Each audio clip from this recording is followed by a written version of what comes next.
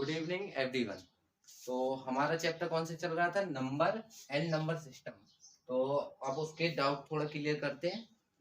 तो पहला डाउट है 9वें नंबर का। उस पे 9वें नंबर के डाउट में है, क्वेश्चन में 4 अंकों की सबसे बड़ी एवं सबसे छोटी संख्या का योगफल क्या होगा। उसने क्या कहा? 4 अंकों की सबसे बड़ी। तो पहले हमें पता होना चाहिए ना 4 अंकों की सबसे बड़ी संख्या। पहले ये पता होना चाहिए, जब तो योगफल निकालेंगे, है ना। योगफल कब निकालते हैं? जब हमें 4 अंकों की संख्या पता होगी बड़ी। तो हमने बताया था बड़ी संख्या निकालने के लिए क्या करते हैं, बड़ी संख्या 1 लेते हैं, जो 1 अंक की सबसे बड़ी संख्या, उसको ही 4 बार लिख देते हैं जितने अंक की पूछे। 4 अंकों की पूछा है तो 4 अंक, 4 बार 9 9। अगर 10 की पूछता है तो 10 बार 9 9, ठीक है। और 4 अंकों की तो ये देखो, ये हमें ऐसे लिखे दे रहे, ये वही, हाँ, यहाँ लिखा है छोटी संख्या।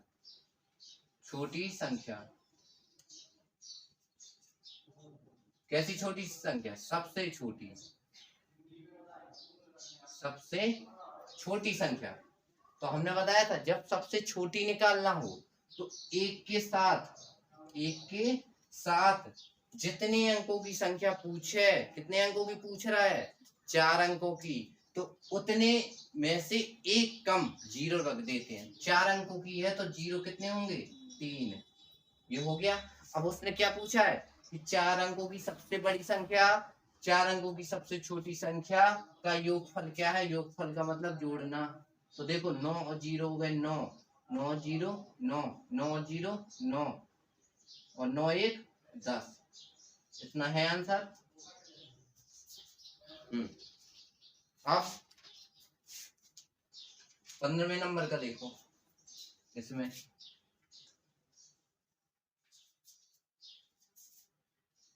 4 अंकों की लघुत्तम संख्या बताइए जो 82 से पूर्णतः विभाजित हो। तो देखो 4 अंकों की हमें संख्या बतानी है।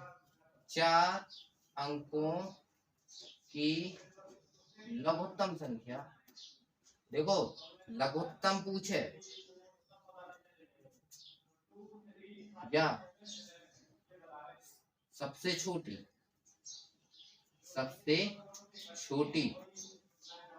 या छोटी से छोटी, हम सारी लैंग्वेज बताए तुझे। छोटी से छोटी देखो 4 अंकों की लघुत्तम या सबसे छोटी या छोटी से छोटी संख्या बताइए। अब कैसी बताना है? जो 88 से 88 से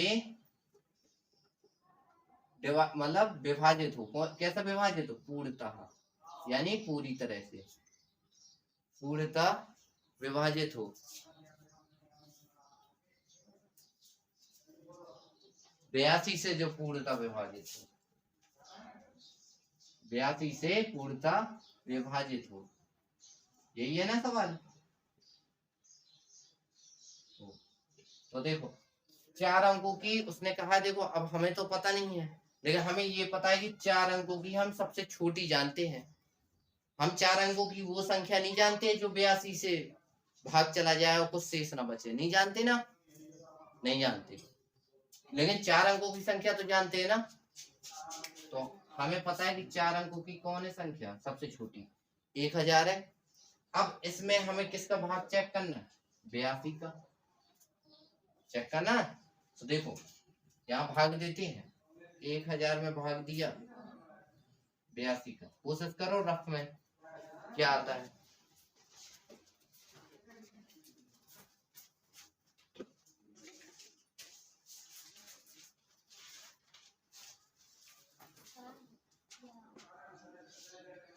जल्दी करो रफ में।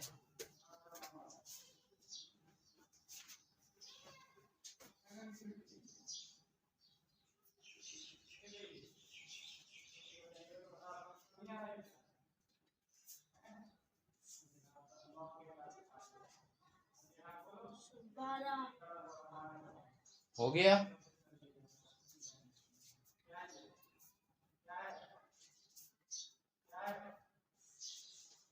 हो गया। हो गया।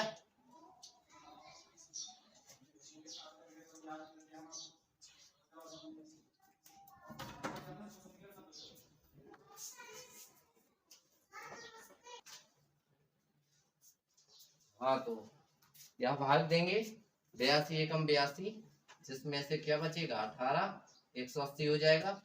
तो 18 बचा ना, हाँ 18, तो 8 दूनी 16, 164 आ जाएगा। और यहाँ क्या बचेगा 6, यहाँ बचेगा 1, यहाँ कुछ नहीं, मतलब 16 शेष बच रहा है और 12। तो यहाँ 82 का भाग दिया 1000 में, देखना 82 का भाग दिया 1000 में, तो हमने भाग दिया, तो हमें देखो इससे मतलब नहीं है, हमें क्या शेष बच रहा है वो देख रहे हैं। हमें 16 शेष बच रहा है, 16 शेष बच रहा है ना। तो ये 16 कम होगा कि ज्यादा होगा? अच्छा मान लेते हैं कि ये 16 एक्स्ट्रा पड़ रहा है, मान लो। तो हम क्या करते हैं, 1000 में एक्स्ट्रा पड़ रहा है तो क्या होता है, घटाते हैं। तो देखो 10 में से 6 गए तो 4, 9 में से 1 गए तो 8, 9 बचे, तो ये बचा। क्या ये 4 अंकों की संख्या है? भाग तो चला जाएगा, 82 का भाग पूरा पूरा चला जाएगा इसमें, लेकिन उसने क्या कहा 4 अंकों की लघुत्तम संख्या। क्या ये लघुत्तम संख्या है? 4 अंकों की नहीं है तो वो संख्या, लेकिन 4 अंकों की नहीं है। तो जिससे भाग दे रहे हो उसमें एक और ऐसे जोड़ देते हैं 82। तो 4 और 2 कितने हो गए 6, 8 8 16 और 9 1 10। देखो आंसर में 1066, वो सॉरी 10,066, सॉरी 1066। हाँ ठीक है, आया। यहाँ देखो, यहाँ देखना है, यहाँ देखो, यहाँ 16 शेष बचा था, दिमाग लगाते हैं। अगर 16 शेष बचा है तो किसमें बचा, इसमें बचा ना, तो हम इसमें से घटाते हैं, 1000 में से 16 घटाते हैं। लेकिन 16 घटाने में हमें क्या मिलेगा, देखो 16 घटाने में क्या हमें ये 984 बचेगा। तो क्या ये 4 अंकों की संख्या है? तो ये यहाँ लिख दे रहे हैं हम ध्यान के लिए, 4 अंकों की नहीं है। उसने क्या पूछी, 4 अंकों की। तो इसमें क्या करेंगे, जिसका भाग दे रहे हो उसको भी ऐड करना है। तो 4 और 2 6, 8 8 16 और 10। तो ये कौन हो जाएगी, ये वो संख्या हो जाएगी ना। तो देखो 1066 क्या होगी, वह 4 अंकों की संख्या होगी, है ना 4 अंकों की। और यही वो छोटी से छोटी 4 अंकों की संख्या है। बाकी और संख्या होगी, जैसे ये थी, ये 3 अंकों की बड़ी है। जब छोटी से छोटी संख्या पूछे तो ध्यान देना, छोटी से छोटी में क्या गड़बड़ होता है, जैसे अपन घटा तो देते हैं लेकिन वो 4 अंकों की है कि नहीं ये चेक करना है। 3 अंकों की पूछा है तो 3 अंकों की चेक करना है, बची है 3 अंकों की कि नहीं है। अगर नहीं है तो जिससे भाग दे रहे हो उसको एक बार जोड़ देना। समझ गए, इसको जोड़ा है और इसको घटाया है। आया समझ में?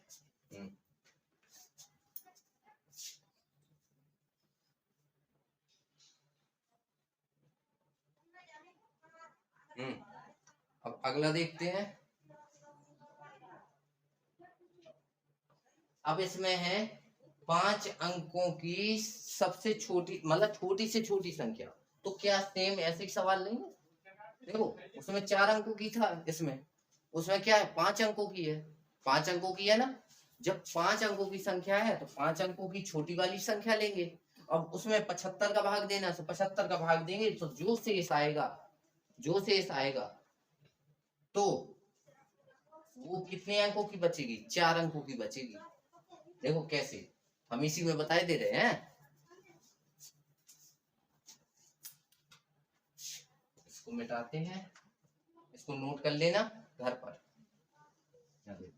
उसमें हमारा 16वां सवाल क्या है कि 5 अंकों की बताना है। 5 अंकों की लघुत्तम या सबसे छोटी या छोटी से छोटी संख्या बताइए जो किससे विभाजित हो, 75 से विभाजित हो गया ना। तो हमें देखो वो छोटी छोटी संख्या तो पता नहीं है, नहीं ना पता, लेकिन हमें ये पता है कि 5 अंकों की सबसे छोटी यही होती है, उसमें भाग किसका देना है, 75 का। तो देखो अब 75 का भाग देके देखते हैं। देखो भाई जल्दी जल्दी तुरंत पेन कॉपी चलना चाहिए। हम अपना दे रहे हैं, तुम अपना दे रहे हो।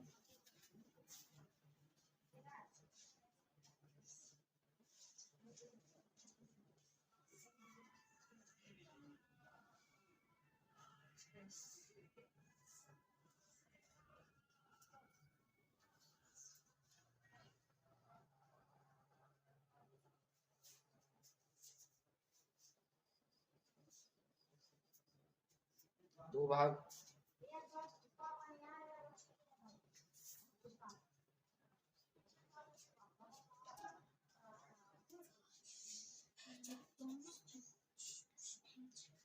हाँ तो आया किसी का सेम आया, सेम आया। यहाँ देखो 25 से आया सभी का, 133 ये आया होगा, तो हमें इससे मतलब नहीं है, इससे मतलब है। तो कितना एक्स्ट्रा पड़ रहा है हमें, 25 एक्स्ट्रा पड़ रहा है ना। तो देखो 25 हमारा क्या आया, 25 ये शेष आया। तो हमने बताया था क्या करना है ऐसी सिचुएशन में, जितने अंकों की संख्या हो जो हमें दी गई हो उसमें से 25 घटा देते हैं, पहले घटाते हैं। तो 10 में 5 गए 5, 9 में 2 गए 7, और यहाँ 9 बचा, यहाँ क्या बचा, यहाँ 9 बचा, यहाँ कुछ नहीं बचा। तो देखो घट के तो आ गया, इसमें भाग भी चला जाएगा, लेकिन उसने क्या पूछा था, 5 अंकों की लघुत्तम संख्या, क्या वो 5 अंकों की छोटी छोटी संख्या है, नहीं है। तो हमने बताया था कि जब वो संख्या नहीं मिली है तो उसमें जिससे भाग दे रहे हो उससे भाग, उसको में से एक बार जोड़ दो 75। तो 5 5 10 की 1, 7 दूनी 14, 1 15, 9 1 10 और 9 1 10। लो ये वो संख्या आ गई 10,050। हाँ तो यहाँ तक हो गया, अब 15वां हो गया और ये 16वें नंबर का था, ठीक है। अब इसके बाद देखते हैं 18वें नंबर का सवाल। 18वें सवाल में क्या है भाई, नेक्स्ट में अपने, हाँ 13 के प्रथम 7 गुणजों का योग किसके निकटतम है। तो देखो उसने क्या कहा है, 13 के प्रथम 7 गुणजों का योग किसके निकटतम है। किसके निकटतम का मतलब होता है, निकट यानी पास, निकटतम यानी पास है। उसने ये नहीं कहा है कि कितना है, उसने ये पूछा है कि किसके निकटतम है, तो किसी ना किसी क्वेश्चन के आसपास होगा, ऑप्शन के आसपास। तो देखो ऑप्शन ए में क्या है, 360, 365, 370, 375, 360, 365, 370, 375। अब देखते हैं किसके आसपास आ रहा है। तो देखो 13 के प्रथम 7, तो हमने बताया था के प्रथम n गुणजों का योगफल, नहीं बताया फॉर्मूला, के प्रथम n गुणजों का योग या योगफल क्या होता है फॉर्मूला, के n +1/2। अगर जैसे फॉर्मूला नहीं याद तो उसको ना है समझ में, कोई गारंटी नहीं है। यहाँ देखो के की वैल्यू कितनी है, के की यानी 13, और n की वैल्यू 7, फिर n की वैल्यू 7 + 1/2। ये कटता तो है नहीं है, तो देखो 13 7 91 गुणे 7 और 1 8 बटे 2, 2 से ये 8 कटा तो 4 बार, और 91 गुणे 4 क्या आया, 4 एकम 4 और 9 चौके 36, 4 एकम 4 और 9 चौके 36, 364। बताओ 364 किसके पास है, 360 के की, 365 के, 370 के, 3। ऑप्शन डी के आसपास है क्या, 364, 370 के आसपास, 360 के आसपास, 365 के आसपास है। क्योंकि देखो 360 भी हो सकता है, लेकिन अगर जब 365 न दिया होता, 365 ना दिया होता तो 360 के आसपास भी होता है। लेकिन देखो पास कौन सा पड़ता है, देखो इसमें 4 जोड़ने पड़ेंगे तब 364 आ पाएंगे ना। लेकिन इसमें अगर सिर्फ एक घटा दे तो आ जाएंगे ना।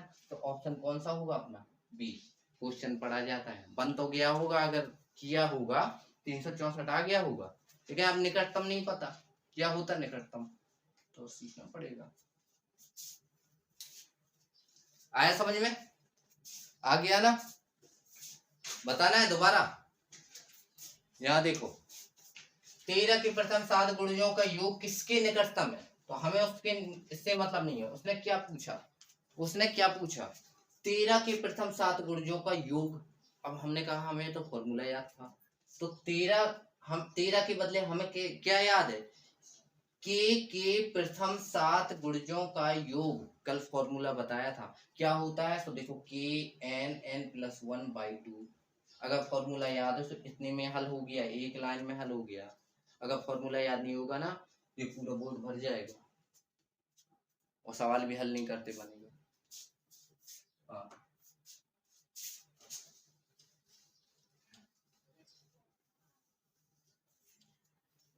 समझते जाना है। जब अगर डेली का डेली अगर पढ़ोगे नहीं आएगा समझ में, और जब समझ में नहीं आएगा तो हम रिवीजन नहीं कराएंगे।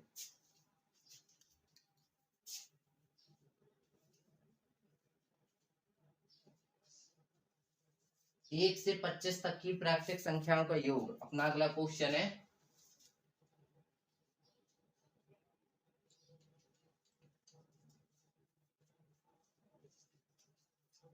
एक से 25 तक की प्राकृत संख्याओं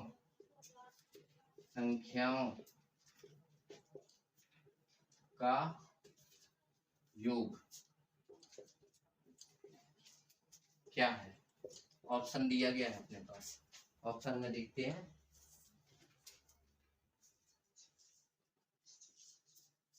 छह 650, बी सी डी, 600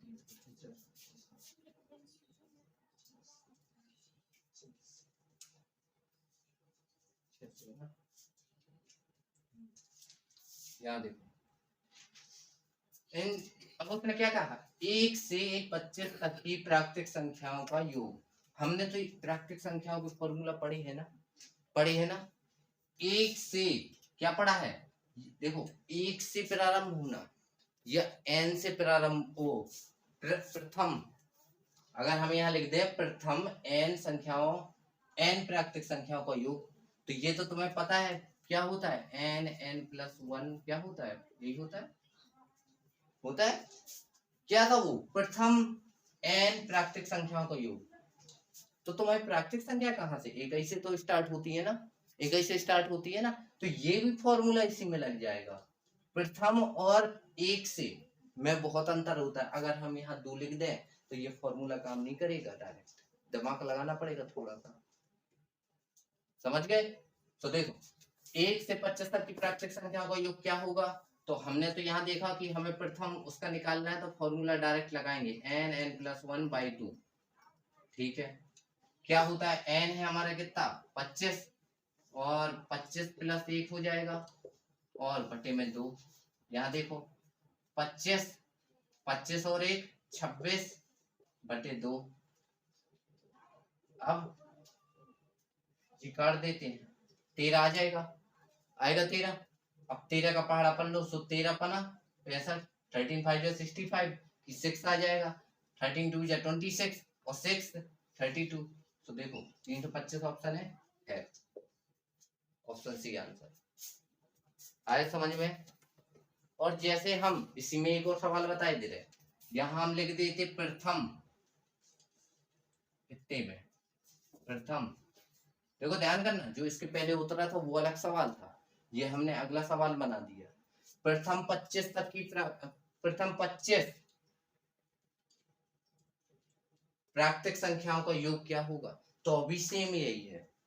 लेकिन अगर उसने कह दिया क्या 10 से या 2 से ले लो, 2 से 25 तक की प्राकृतिक संख्याओं का योग, तो फिर ये नहीं होगा। तो इसके लिए क्या होगा, इसके लिए भी बताए दे रहे हैं। देखो देखना, अच्छा ये n होता क्या है, जैसे n प्राकृतिक संख्याओं का योग ऐसा पढ़ा ना, यह n क्या है, n होती है संख्याओं की संख्या, मतलब कितनी संख्याओं को हमें योग करना है, योगफल चाहिए। तो देखो यहाँ हम प्राकृतिक संख्या तो हमें पता है 1 से स्टार्ट होती है ना, तो हमने 1 से लेकर 25 तक को क्या कहेंगे, n की वैल्यू 25 मानी थी। लेकिन अब हमें 2 से मानना है, तो अब हमें 2 से चलना है ना, तो 2 से चलेंगे, यानी कहां से 2 से 25 तक में संख्याएं कितनी होंगी, 24 होंगी, नहीं होंगी, नहीं होंगी। तो अब n बराबर 24 लेके चलना, तो n की वैल्यू जब 24 रख दोगे किस फॉर्मूले, इसी फॉर्मूले में जो यहाँ रखा था, तो आंसर आ जाएगा। समझ गए। अब अगला सवाल, 1 से 40 तक की प्राकृतिक संख्याओं का योग। देखो यहाँ गौर से देखना ये वाला,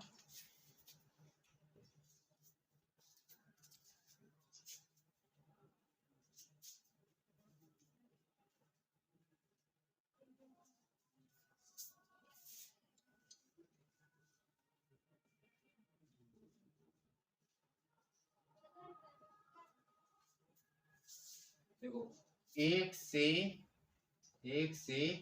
40 तक की प्राकृतिक संख्या को योग बताना है। तो देखो यही है प्रथम 40 प्राकृतिक संख्याओं का योग, और प्रथम 40 का सीधे यही फॉर्मूला लगाओ, क्या n प्लस 1 बाई 2, तो n की वैल्यू कितनी है 40 गुणे 40, देखो n प्लस 1 है तो यानी 40 प्लस 1 होगा कि नहीं होगा, 2, इस 2 से ये 40 काटा तो 20, तो यहाँ क्या बचा 20 बचा, गुणा लगाया 40 और 1 41, 41 दूनी 82, तो 82 यानी 820 आंसर होना चाहिए। लेकिन वहां ऑप्शन में ऐसे आंसर नहीं है, ऑप्शन में कैसे आंसर है, देखो ऑप्शन में कैसे आंसर है, देखो 40 41 2, तो देखो एक ऑप्शन है तुम्हारा 40 41 और 2, तो देखो 40 और 41 और 2, ये तो हमारा यही हल हो गया, तो ऑप्शन यही वाला था, और ऑप्शन नहीं लिख रहे, नहीं आया समझ में। देखो हमें इतना हल करने की जरूरत ही नहीं पड़ी, इतना हल करने की जरूरत ही नहीं पड़ी, देखो देखो इतना हल करने की जरूरत ही नहीं है। यहाँ देखो क्या लिखा हमने, 40 लिखा और 40 और 1 41 हो गया, बटे में 2 था, जो यही तो हल है। आगे समझ में। अगले सवाल की ओर बढ़ते हैं।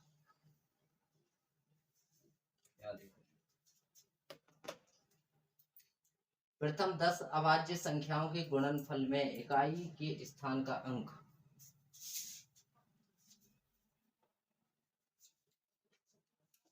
प्रथम 10 संख्याओं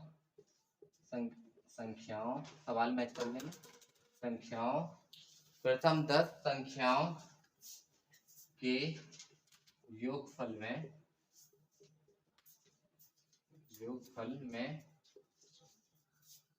प्रथम 10 अभाज्य संख्याओं के योगफल में इकाई के अंक का, यहाँ क्या है, संख्याओं के 10 अभाज्य, यहाँ अभाज्य और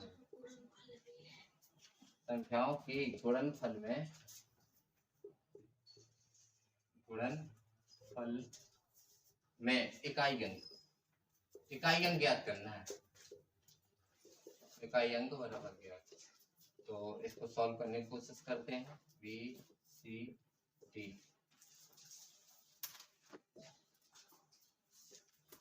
4 2 0। बताओ क्या हो सकता है? करो सवाल सॉल्व। किसने किसने की है? ये वाला सवाल किसने सॉल्व किया? तो देखो हमने तो कोई अभाज्य संख्याओं का वो पढ़ा नहीं है। कल हमने एज इट इज सवाल बताया था। जब अभाज्य संख्याओं का हमने कोई फॉर्मूला पढ़ा नहीं है, नहीं पढ़ा ना, तो कैसे सॉल्व करते हैं? हमने बताया था क्या करना है, हमें प्रथम लिखना ना, प्रथम।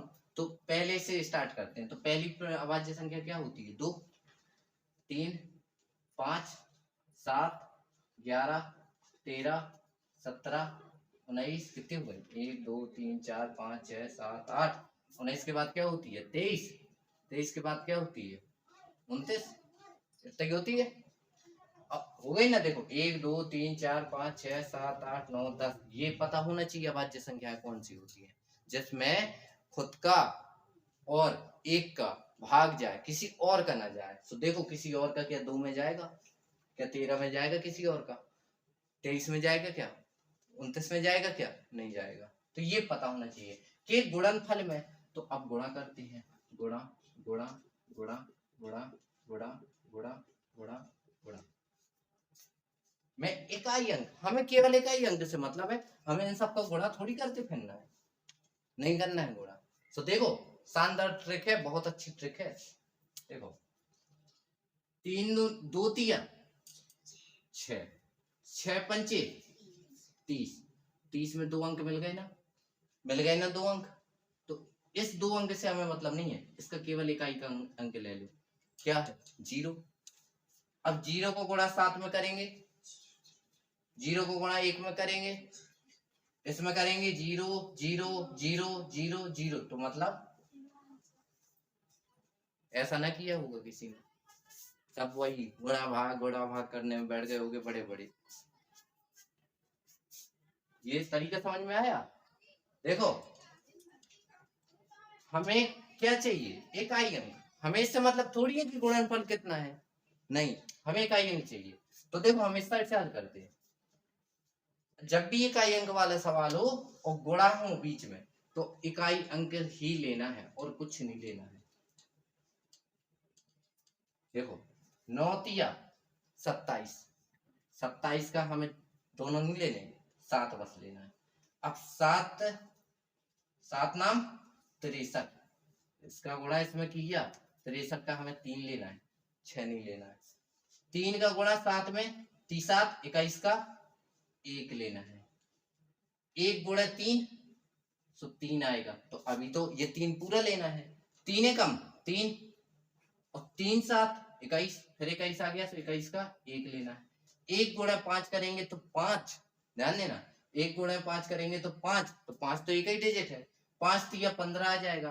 15 का हमें 5 लेना है। और 5 दूनी 10 होता है, 10 का पूरा गुणा हो गया और इकाई अंक क्या आया? 0। समझ गए? ये सवाल 4-5 बार देखना, बैक करके फिर देखो, बैक करो फिर देखो।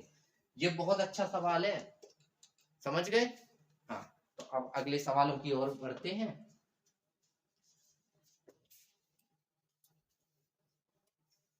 आया ना ये सवाल समझ में? शॉर्टकट तरीका है। देखो गुणा गुणा कर सकते हैं, लेकिन हमें गुणा करके नहीं करना है। कितना टाइम लगेगा गुणा करने में बताओ? हाँ, यहाँ देखो,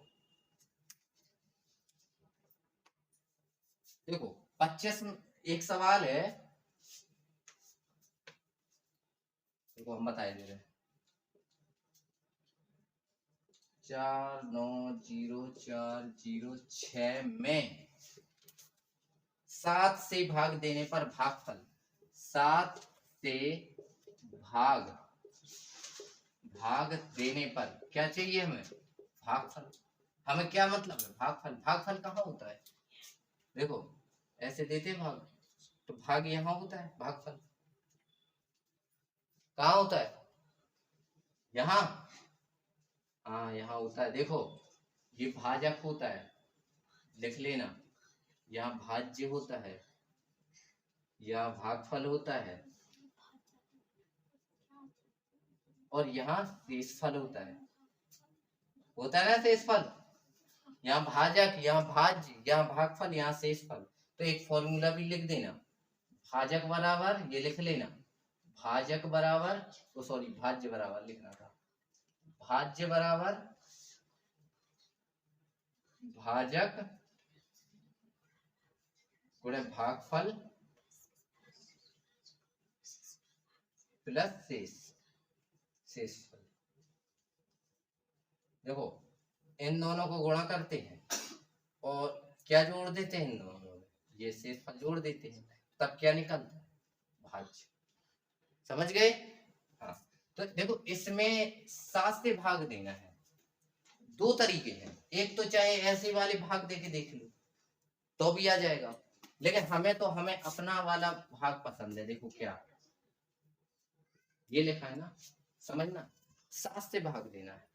7 का भाग 4 में जाएगा क्या, समझना अच्छे से, बहुत अच्छा तरीका है। 7 का भाग 4 में जाएगा क्या, 7 का 49 में जाएगा 7 बार। कुछ शेष बचा, देखो इन दोनों में गया भाग, कुछ शेष बचा, कुछ शेष नहीं बचा तो उतारा लेंगे 0 का।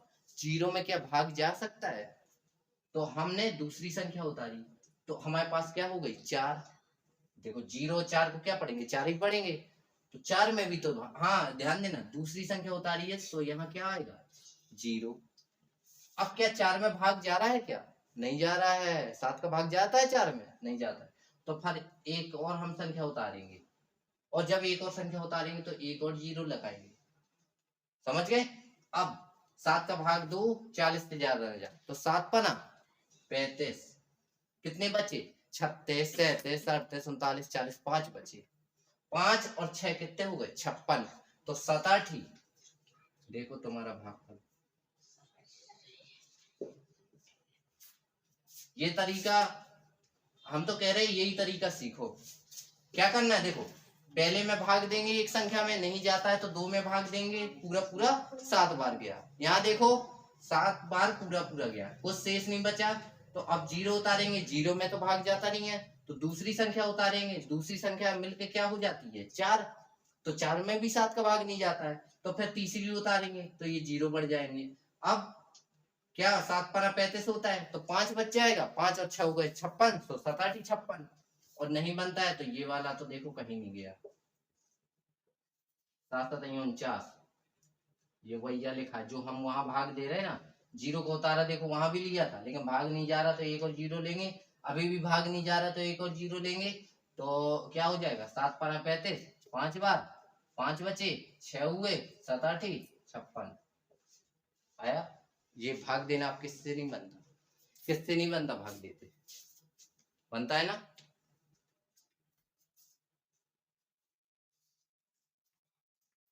बनता है ना, तो भाग देते तो बनता है ना। ठीक है, अब अगले में आते हैं।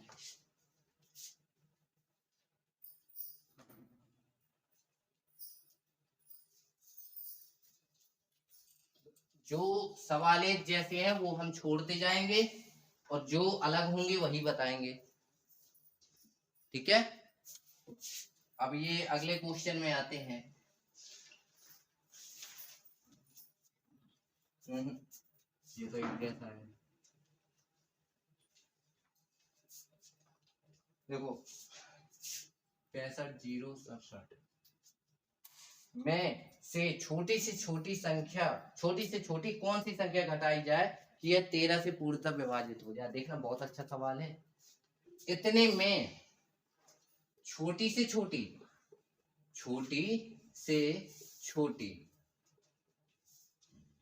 कौन सी संख्या घटाएं कि वह किससे विभाजित हो जाए, पूर्णतः 13 से पूर्णतः विभाजित हो जाए। देखो छोटी से छोटी घटाएं, अब ये नहीं कहना कि संख्या नहीं लिखा, शॉर्टकट लिख रहे, छोटी से छोटी संख्या घटाएं कि 13 से विभाजित हो, समझ गए शॉर्टकट में। तो इसमें से छोटी, अब ये तो नहीं पता कि कितनी छोटी, नहीं पता ना। अच्छा संख्या क्यों घटाएंगे, संख्या क्यों घटाएंगे जब इसमें एक्स्ट्रा होगी। घटा, देखो किसी चीज से कोई चीज काटते हैं, जैसे कपड़ा होता है, कपड़ा क्यों काटते हैं, ज्यादा होगा, होगा ना, तो जब ज्यादा होगा तो घटाना पड़ेगा कपड़ा, तो इसमें कुछ ज्यादा होगा, और ज्यादा क्या होता है, जो शेष बचे, शेष कौन बचता है, जो कपड़ा होता है काट के हम एक साइड फेंक देते हैं, कपड़े तो हमारे बन जाते हैं। जैसे हम टेलर के पास जाते हैं, वो क्या करता है, कपड़ा लेता है, नाप लेता है, फिटिंग लेता है, सब करता है, और नाप लेता है, फिर वो कपड़े की कटिंग करता है, हमें कपड़े बना के दे देता है, तो क्या सारा का सारा कपड़ा यूज हो गया, नहीं, उसके पास टुकड़े बचे होंगे, टुकड़े समझते हो, छोटी छोटी टुकड़े बच के रह जाते, कभी इतने बच जाते, कभी इतना बच जाता है, बच तो जाता है ना, तो वही चीज हमें निकाल के फेंकनी है।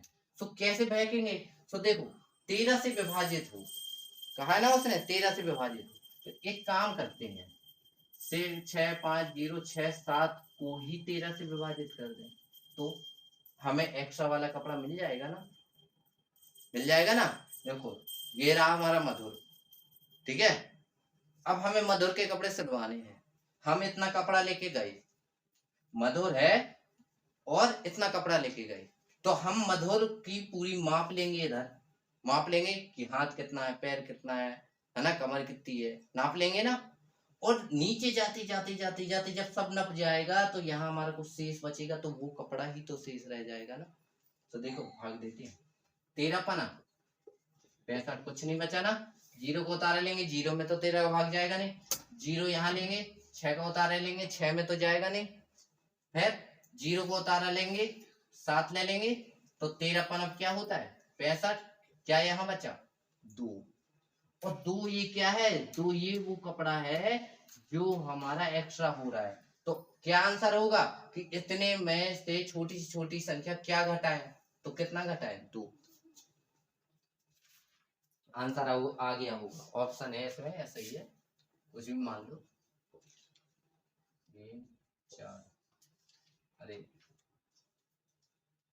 ABCD ऐसे ऑप्शन है, यहाँ लिखा 2 3 4 5 ऐसा है, तो समझ लो ये है, ठीक है, 2 आ गया ना, तो कितना एक्स्ट्रा हो गया, 2 एक्स्ट्रा, समझ गए ना। हाँ, तो अब अगला सवाल में आते हैं,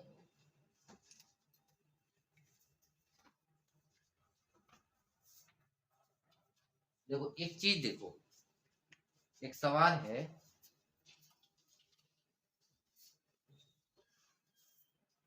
किसी संख्या को, देखो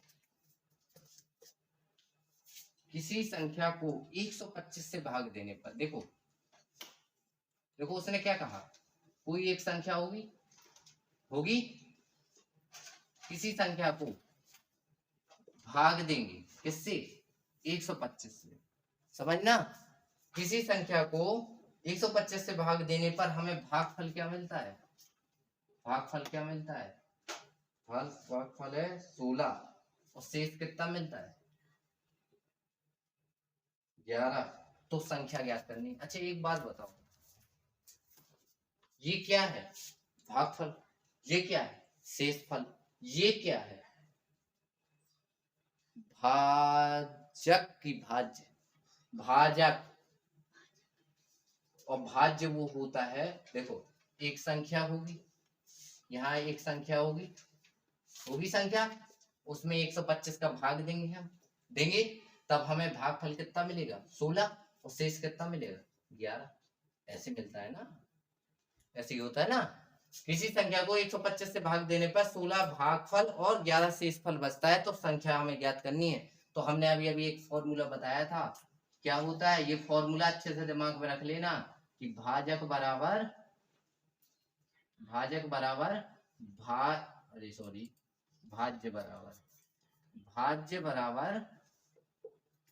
भाजक भागफल प्लस शेषफल,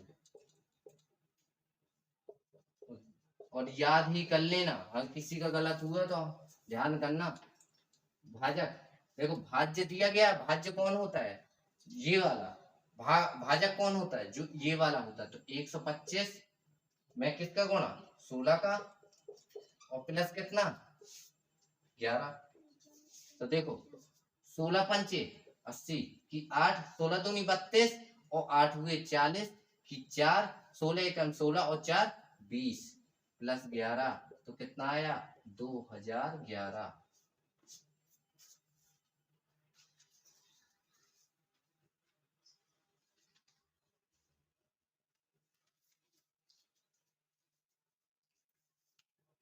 यहां देखो सवाल ने कहा है एक संख्या है जिसमें 125 से भाग देंगे तो 16 भागफल और 11 शेषफल मिलता है। ठीक है, तो हमने एक फॉर्मूला बताया था भाज्य बराबर भाजक गुणे भागफल प्लस शेषफल। अब ये फॉर्मूला तो याद होना चाहिए।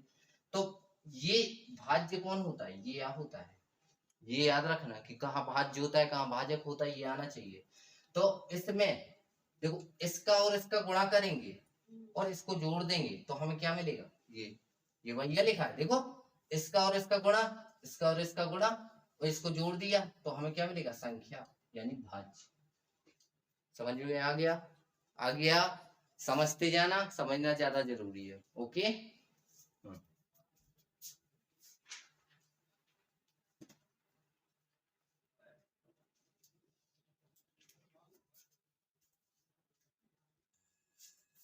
हाँ, तो अब आगे आते हैं, आगे बढ़ते हैं।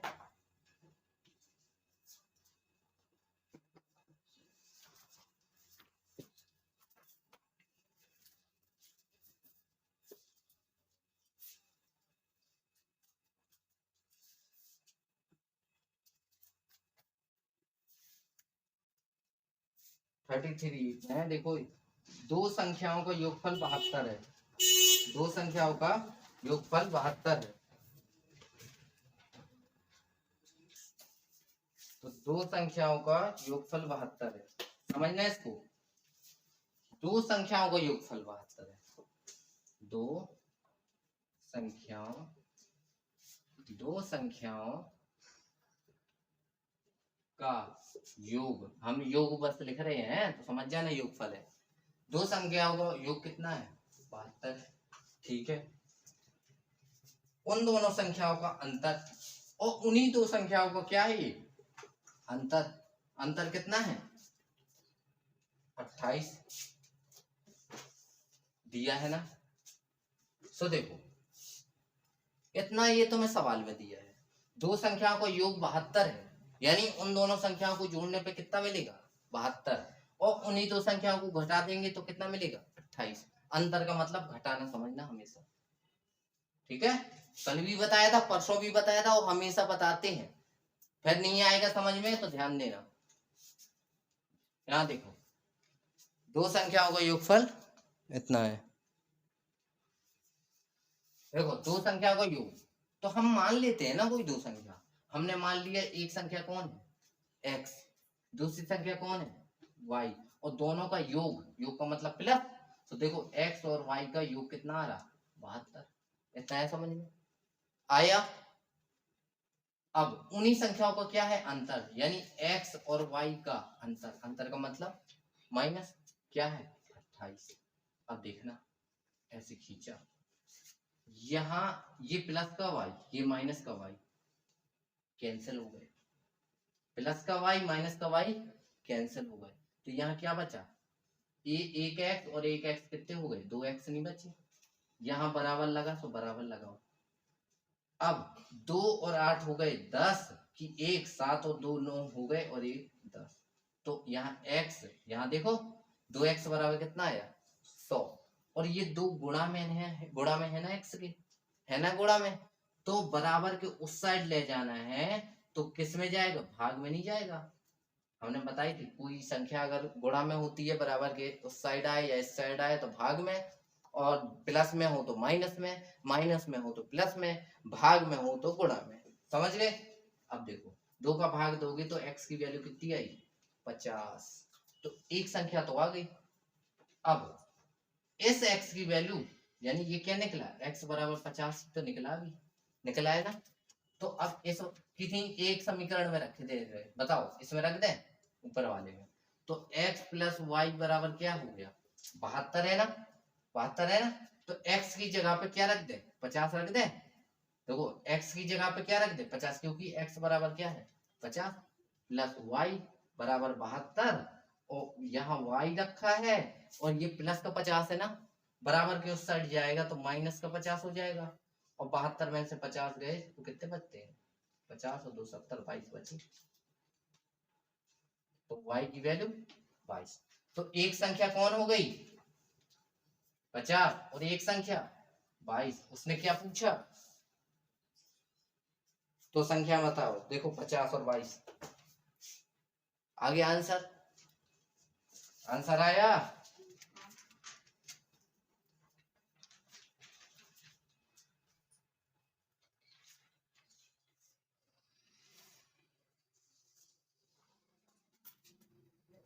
और अगर इस मेथड से नहीं करना, एक और है मेथड,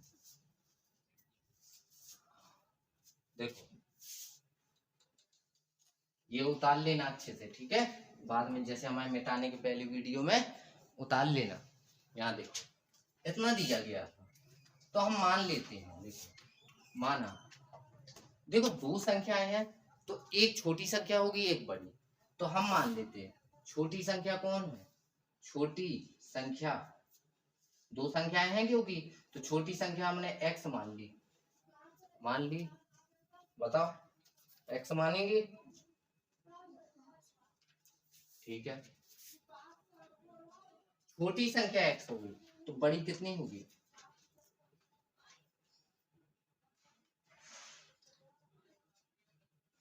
x में 28 जोड़ देंगे तो ये हमारी बड़ी संख्या होगी।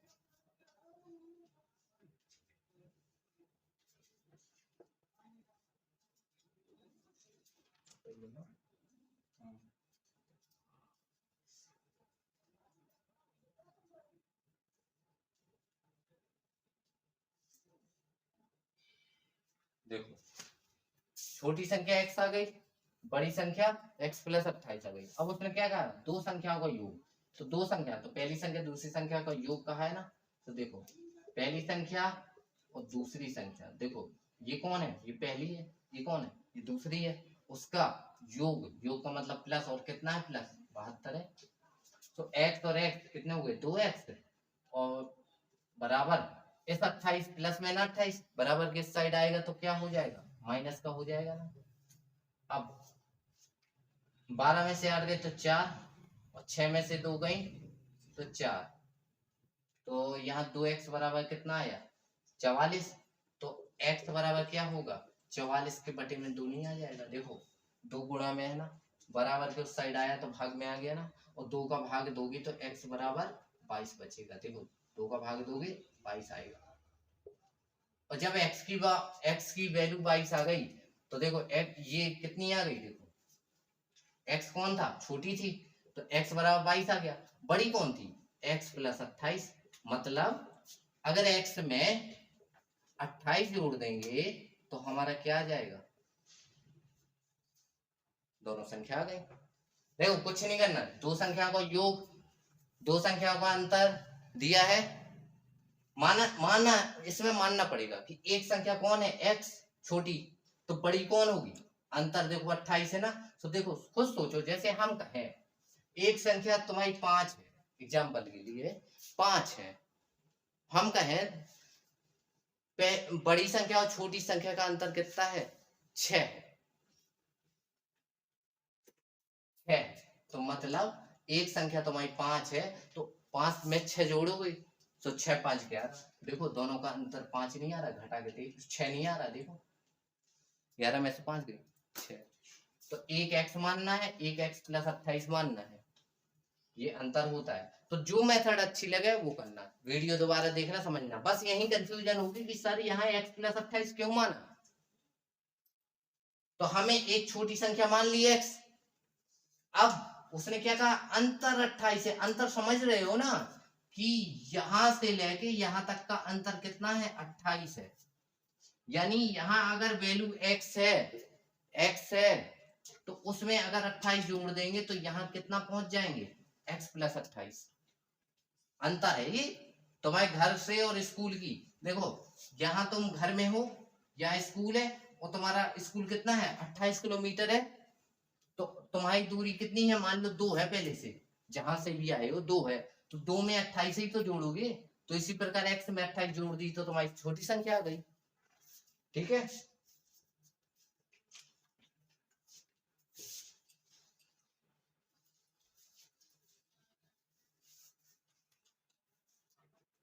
फटाफट और एक आध सवाल और देखते हैं।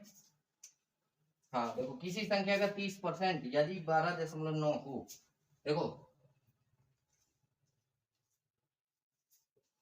देखो उसने क्या कहा, किसी संख्या का हमने मान लिया, किसी संख्या कौन है, x है वो संख्या। यहाँ देखो वो संख्या क्या है, x है, तो किसी संख्या का कितना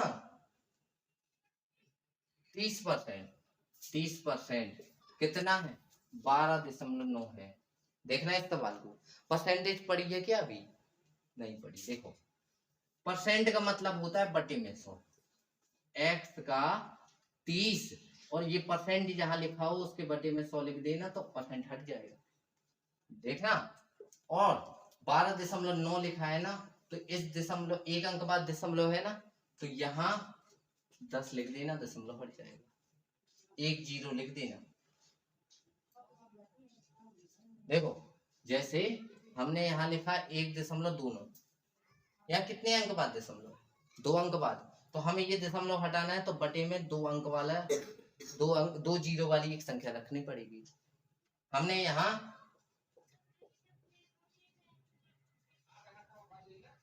ये लिखा है, यहाँ नहीं है, यहाँ है, यहाँ कितने अंक बाद, 4 अंक बाद, तो हमें इसको अगर हटाना है तो बटे में 4 अंक वाला 4 जीरो वाला संख्या रखनी पड़ेगी, तो ऐसे हटता है दशमलव। इसी प्रकार यहाँ कितना 1 अंक बाद था ना, तो यहाँ 1 जीरो वाला।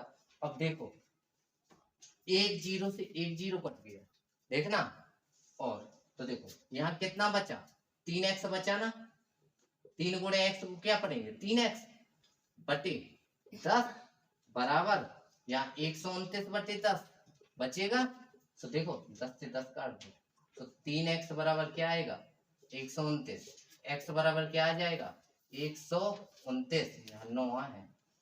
अब यहाँ भाग दोगे 3 से, तो 3 चौके 12, 3 तिरका 9, 43 आ जाएगा आंसर, 34 का आ जाएगा 43। ओके, तो आज के लिए इतना ही करते हैं, ठीक है, और ये सवाल लगा के आने हैं। ओके, तो इन सबका रिवीजन करना है, रिवीजन करोगे तो बनेगा, एक बार नहीं 4 6 7 8 बार लो कर लेना, लेकिन बन जाए सवाल। अगर डेली सीखते जाओगे, देखो एक दिन पढ़ोगे नहीं, दूसरे दिन क्या होगा, डबल हो जाएगा। और जिसने 2 दिन नहीं पढ़ा है, तो अब आज उसके लिए 3 दिन की क्लास हो गई, 3 दिन की क्लास अटेंड करना कोई आम बात नहीं है, समझ गए। ओके, तो गुड लक, पढ़ना अच्छे से। ओके, धन्यवाद।